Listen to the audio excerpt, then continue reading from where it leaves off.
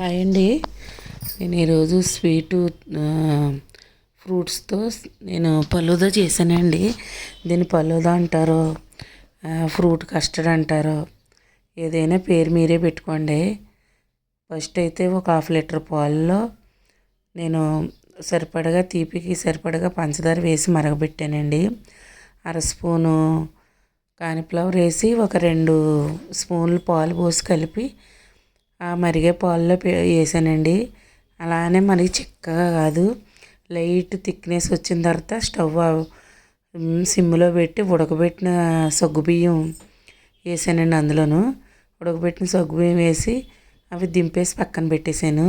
కర్బూజా, యాపిల్, అరటిపండు, దానిమ్మ 4 రకాల ఫ్రూట్స్ కట్ చేసుకున్నానండి.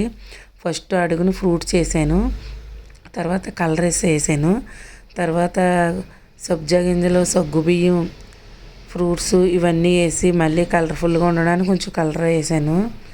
మీకు రోజు సిరప్ ఇలాంటివి ఏదైనా ఉంటే మీకు అవైలబుల్లో వేసుకోండి. నా దగ్గర లేవు కాబట్టి కొద్దిగా పించెస్ కలర్స్ వేసాను.